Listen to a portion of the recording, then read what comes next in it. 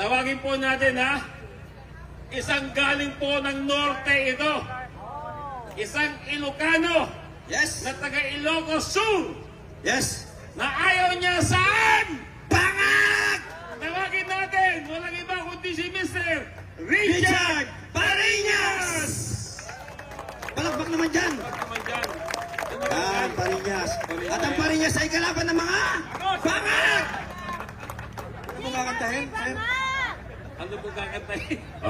Ay, ate. Yo! Magandang gabi po sa lahat. First time ko to eh. Pero ilang gabi ko nang minomonitor yung nangyayari. Kininayo! Kininam talaga sila lahat. Ha?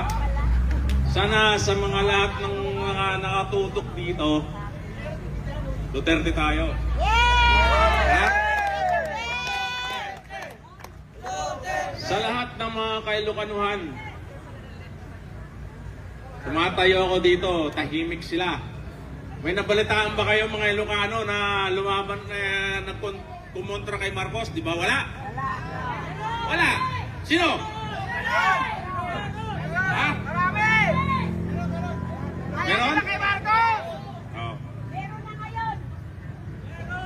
Ako, pinanganak ako September 11, 1986. Ka-birthday ko yung tatay niya. Kaya po lakay. Pero yung anak niya, ewan ko lang. Okay na. Napanood ko tong nangyari ito kay BP, kay Atty. Lopez. Masyadong garapal. Parang binanglahaya na yung BP natin eh. Walang diya talaga sila. Hindi ko naman nilalahat na mga kasi trabaho ng mga yan, di ba? Pero sa lahat ng mga nakasubaybay, Luzon, Visayas, Mindanao, Ilocano ka man, Bisaya ka man, Mindanaon ka man, nanay ko, taga Mindanao din. Alam na natin yung nangyayari sa gobyerno ngayon. Sana naman magising na kayo. Yung nangyayari sa Kongreso ngayon, dahil lang dito, di ba? Dahil lang sa pera. Para magkaroon sila ng pondo para sa election sa 2025.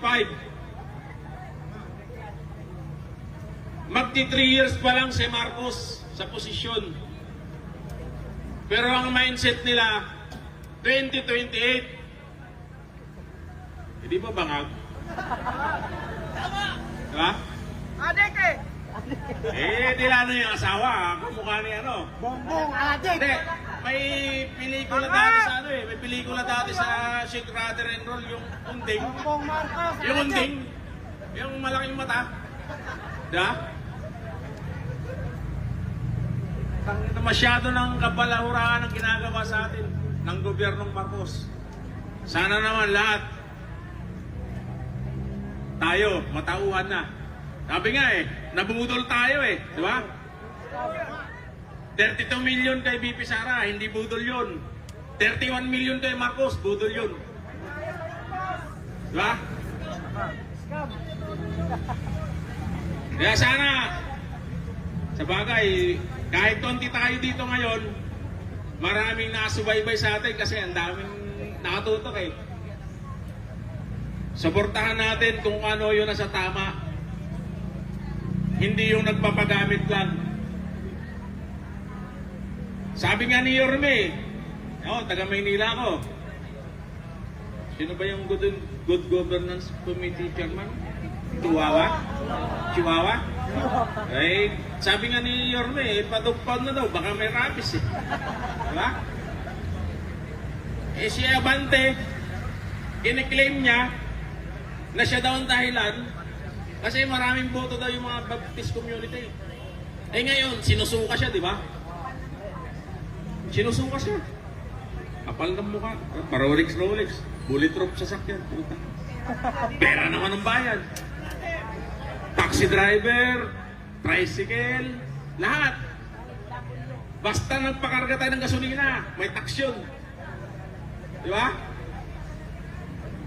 Kaya wag na nilang kalimbang-kalimbang yung utak ng Pilipino. Dito tayo tumatayo para sa tama. Diba? Maraming salamat po sa pagkakataon. Duterte tayo. Duterte, General Bato, Bongo, Solid PPP! Atty. Vic Rodriguez, At si Kong number one. Marcoleta. Baka maging presidente yan. Marcoleta, at saka si Pastor Kibuloy. Salamat po sa pagkakataon.